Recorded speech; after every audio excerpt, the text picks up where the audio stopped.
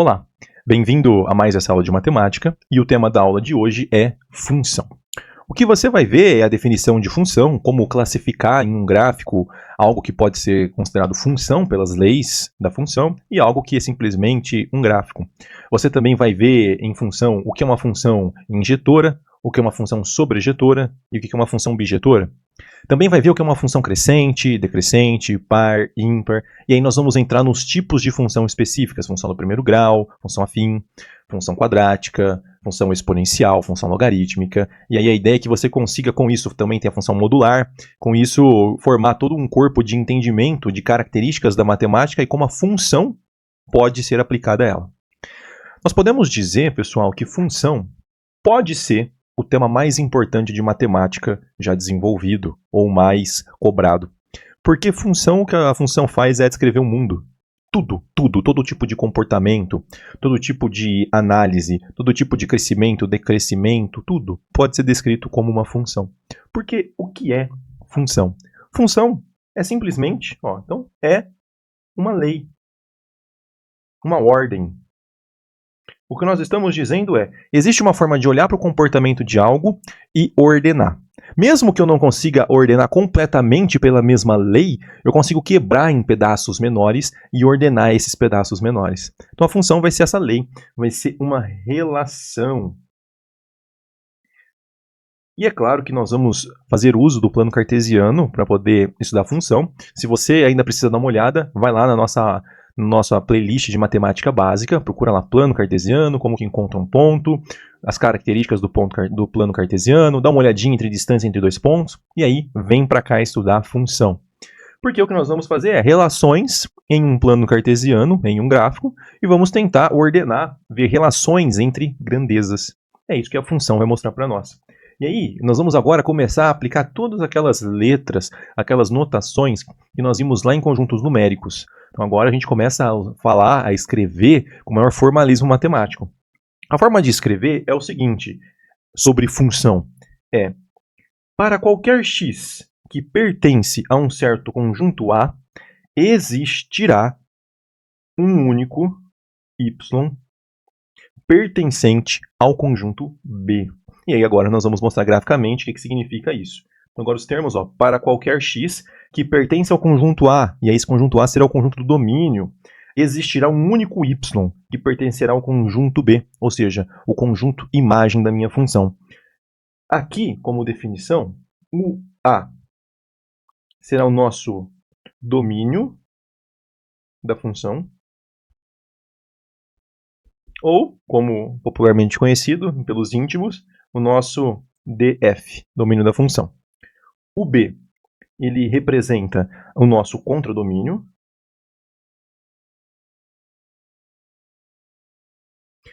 E aí a gente pode escrever com, assim, contradomínio da nossa função.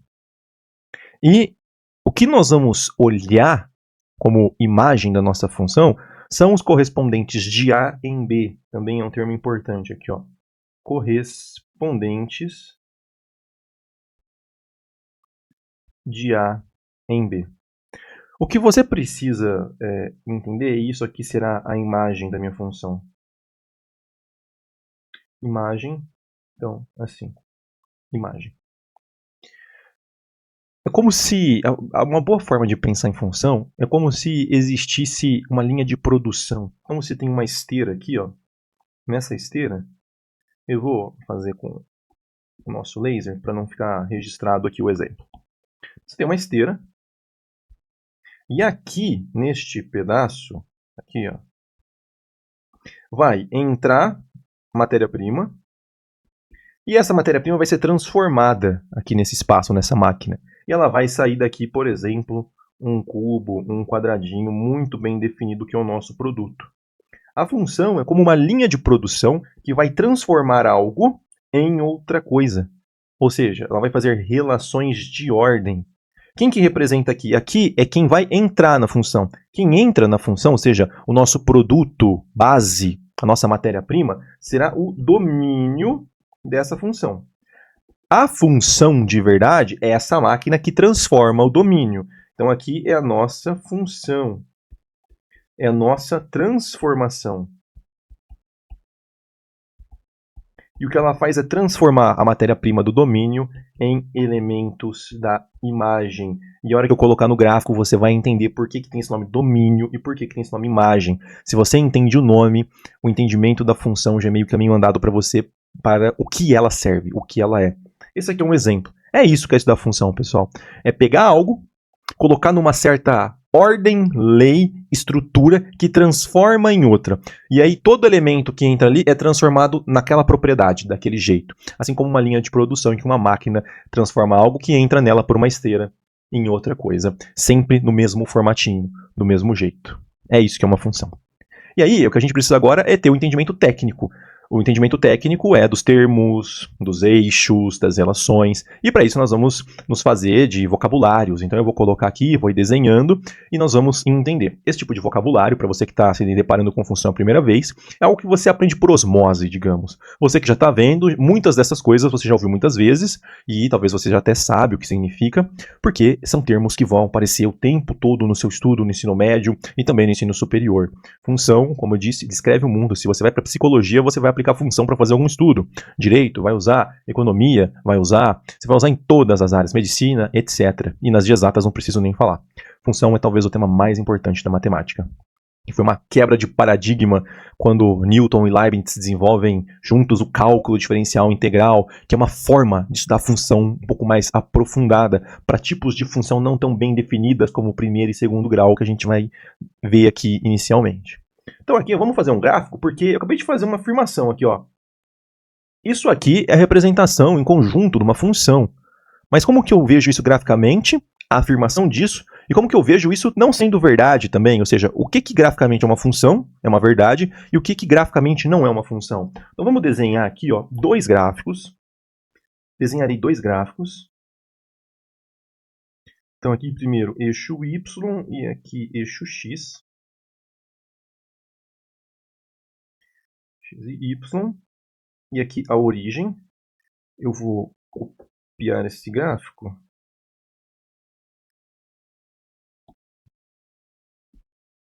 E colocar ele aqui do ladinho, a gente vai comparar. Porque, veja pessoal, algo pode não ser uma função, mas continua sendo um gráfico. Aqui eu terei dois gráficos.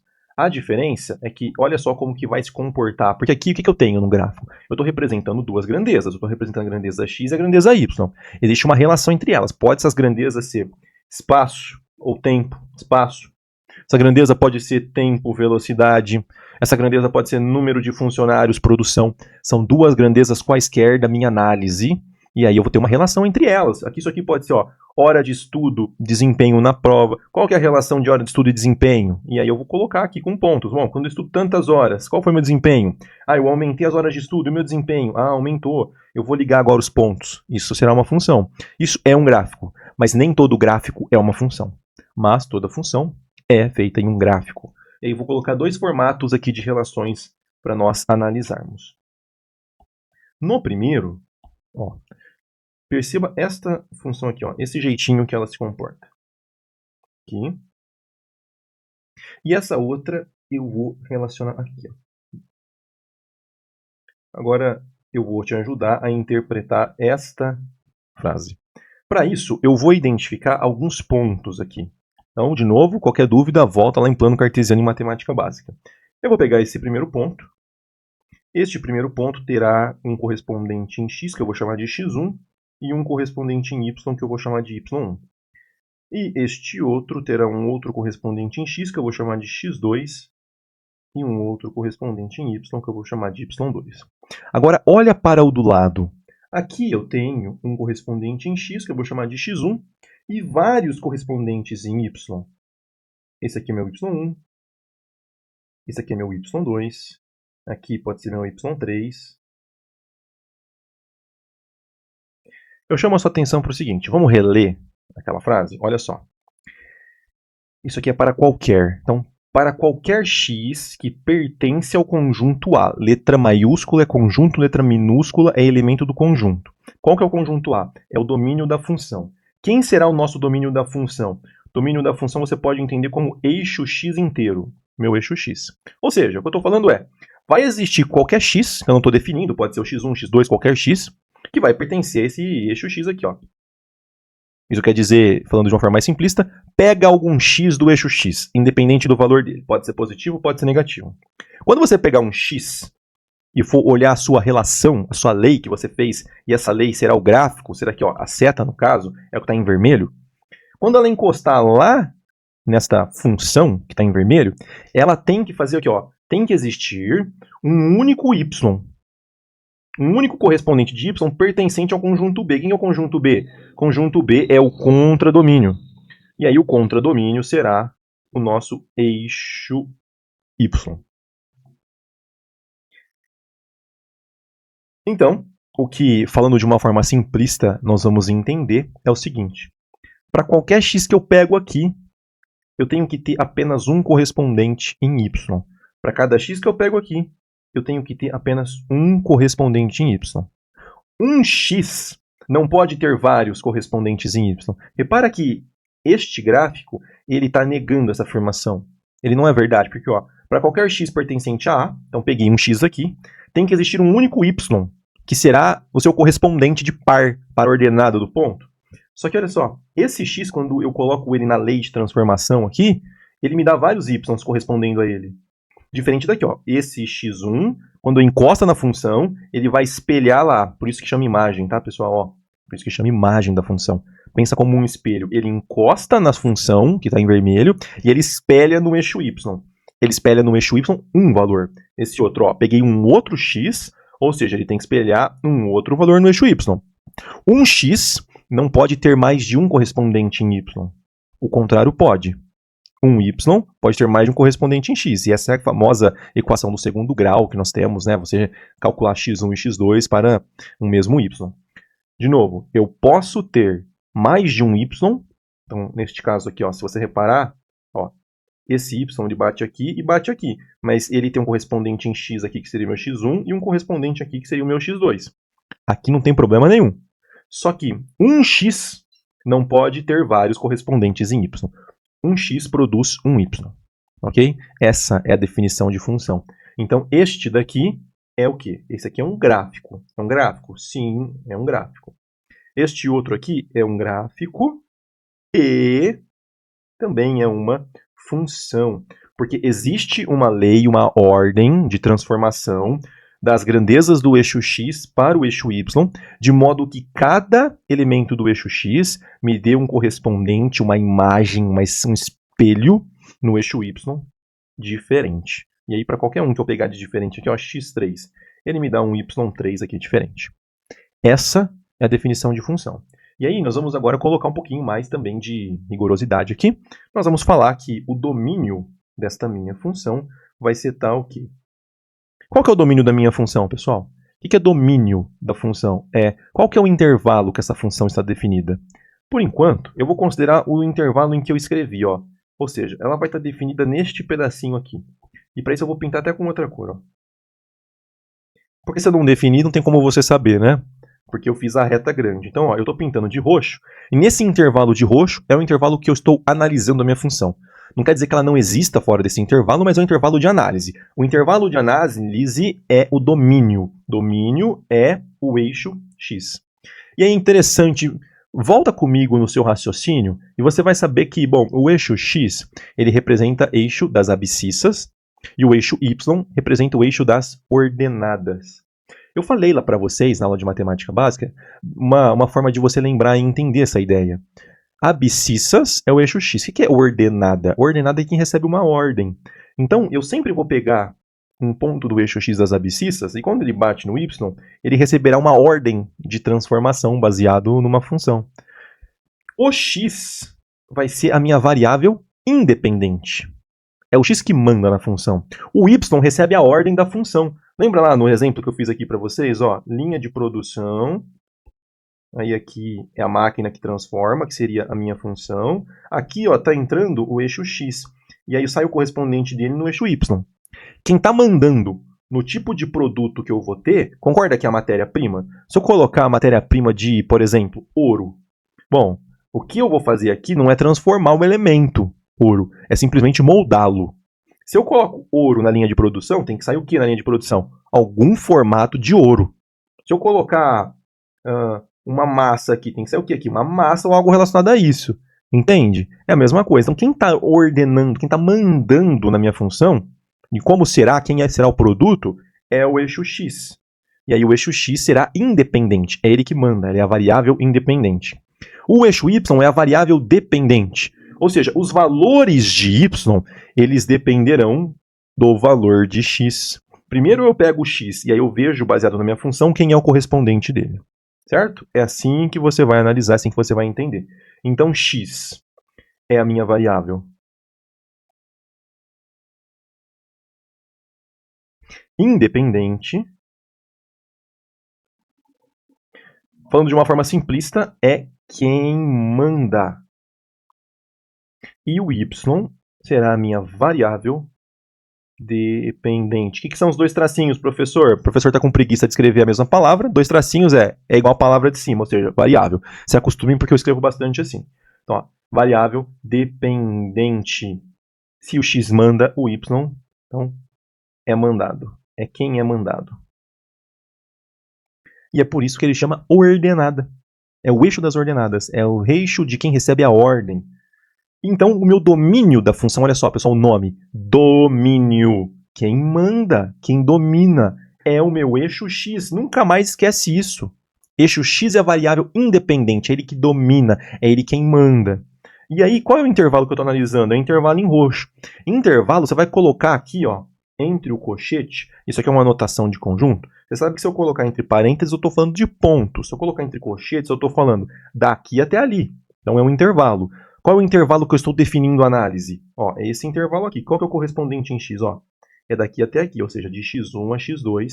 Então, é isso que nós vamos escrever. Eu vou de x1 até x2. Esse é o domínio da minha função. É quem está dominando. Agora, quando bate aqui na minha função, ó, não espelha lá, ó, cada ponto que bater aqui onde eu estou analisando não vai espelhar lá. Esse espelhar gera uma imagem. Então, imagem é o eixo y, porque é o espelhamento de quem mandou do eixo x. E aí, a minha imagem da função, nós vamos escrever assim, a imagem, veja, se o x, quem manda, quem está dominando o domínio, vai daqui até aqui, a hora que bate lá não espelha, ó, está espelhando daqui até aqui, ou seja, ó, está espelhando de y1 a y2. Então, a minha imagem é de y1 a y2, de novo. Cuidado com a anotação, você não vai escrever assim, ó. Se você escrever assim, x1, x2, eu estou te falando dois pontos. São pontuais. É, ó, aqui e aqui.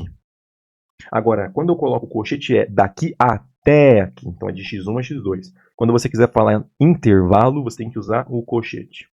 Então, é assim que nós vamos analisar a nossa função. Isso que é uma função, isso que é domínio, isso que é imagem, isso que seria também o nosso contradomínio. O contradomínio, e aí é justo você ficar com dúvida, porque assim, está parecendo que contradomínio e imagem estão representando a mesma coisa. E em alguns momentos, sim. Ambos, se você prestou atenção na aula, você vai perceber que estão representando o eixo y. Qual é a diferença? O contradomínio representa o y inteiro. Olha o nome, contra, ao contrário do domínio. Se o domínio, quem domina é o eixo x, o contra, ao contrário, é o outro eixo, é o eixo y. Mas se o contradomínio é o eixo y, e está parecendo que a imagem é o eixo y, qual é a diferença de imagem e contradomínio? Perceba que a imagem é um pedaço do contradomínio. Não é isso. Em alguns momentos, a minha imagem da função, se eu estou definindo ó, o meu conjunto domínio inteiro aqui, para o infinito positivo até o infinito negativo, eu vou ter uma imagem, se ela for toda definida em todos os pontos, uma imagem que vai para o infinito para cima e o infinito para baixo. E aí, a minha imagem será igual ao contradomínio. Mas, no geral, a melhor forma de você entender é a imagem, ó, por isso que eu escrevi aqui, são os correspondentes de A, ou seja, de x, do conjunto aqui de x, em B, no conjunto de y. Ou seja, é um intervalozinho de espelhamento, é a imagem. Em alguns momentos, quando ela espelhar o eixo inteiro, a imagem é igual ao contradomínio. Quando não, a imagem é um pedaço, uma parte do contradomínio. E como você entende domínio, eixo x inteiro. Como você entende contradomínio, eixo y inteiro. Imagem é o espelhamento no eixo y do domínio do eixo x. Então, esses são os pontos importantes para você entender função. Só que agora na função eu tenho características e tipos diferentes. Eu fiz aqui um tipo de função com vocês. Eu posso fazer qualquer tipo de desenho aqui, eu vou analisar. Claro que contanto que ele não seja contrário à nossa lei de formação da função. Eu posso fazer vários tipos de funções aqui, vários tipos. E será que a análise delas é igual? É semelhante? Não. O que a gente vai ver é que eu tenho características especiais. O que nós vamos ver agora é eu tenho uma definição para um tipo de função, nós vamos chamar ela de injetora. Por que injetora? A outra será sobrejetora. Eu tenho função que tem a característica de crescer com o passar do eixo x. Outras de decrescer. Eu tenho função que nós demos o nome de função par, e ela vai ter uma característica. Outras de função ímpar. E é isso que nós vamos ver agora. E aí a gente fecha o geralzão de função e depois entra nos tipos específicos de funções e as suas especificidades. Ok? Então, fica aí que agora vamos começar com função injetora e sobrejetora.